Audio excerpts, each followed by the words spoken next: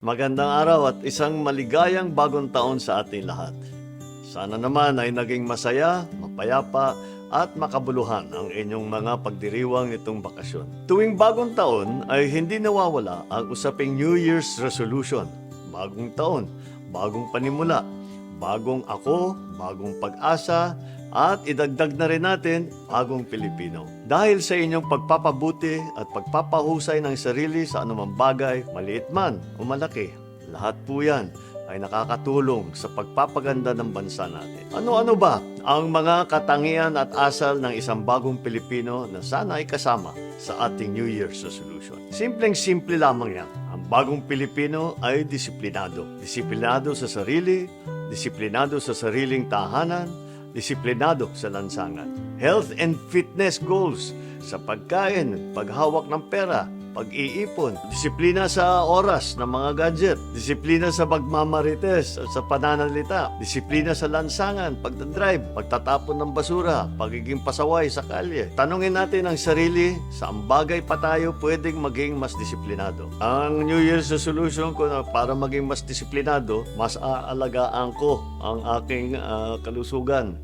Dahil sa dami ng aking ginagawa, bawal talaga magkasakit, bawal talaga na hindi makapasok, bawal talaga na hindi maganda at maliwanag ang inyong pag-iisip. Pangalawa, ang bagong Pilipino ay pinapahalagahan ang kultura ng kahusayan at kagalingan, ang ating culture of excellence na tinatawag. Gagalingan ko pa ngayong taon at lalong susuportahan ko din ang mga magagaling at nagpupursige. Kikilalanin natin at ipapakilala ang mga mahusay na Pilipino sa buong mundo. Magaling tayo, kaya dapat ilagay na natin sa ating pag-iisip na ngayon, hindi na pwede ang pwede na. Yan ang pag-iisip ng husay na bagong Pilipino.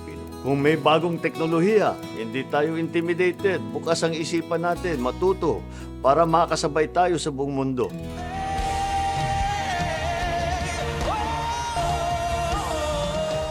Nakita naman natin, meron na naman tayong champion na si Sofronio Vasquez. Ngayon lang nakilala, napakagaling talaga.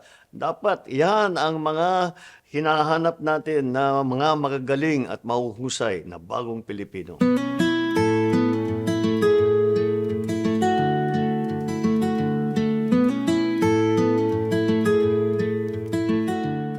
At pangatlo, ang bagong Pilipino ay mapagmahal sa bayan. There is a renewed sense of patriotism. Dapat sa ating mga New Year's resolution, lagi nating kasama ang pagmamahal sa ating minamahal na Pilipinas. What are the many ways that we can show to express our patriotism? Napakarami. Huwag na siguro tayong lumayo.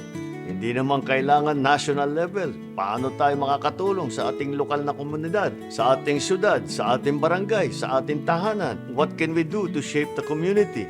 Help our schools, build a playground, kahit na maliliit lang na bagay. At yung mga maliliit na bagay, napakalaking bagay yan pag pinagsama-sama mo lahat ng Pilipino na pare-pareho ang asal tungkol dyan sa ating pagmamahal sa Pilipinas. Ang pagmamahal sa bayan ay pwede rin ipakita sa mga ginagampanan nating tungkulin, paghusayan ang trabaho. Mas malalim ang kahulugan ng disiplina at pagiging mahusay kung ito ay nakaangkla sa pagmamahal sa Pilipinas. Kasabay ng lahat ng mga proyekto at programa ng pamahalaan, ay kailangan natin ang kooperasyon ng bawat mamamayan. Mga bagong pag-iisip at pag-uugali na dapat ay taglay ng Pilipino humaharap sa mga makabagong hamon ng panahon. Ang bagong Pilipino ay disiplinado, mahusay, at higit sa lahat, mapagmahal sa bayan, mapagmahal sa kapwa Pilipino. Ito sana ang mga katangiang isa sa buhay natin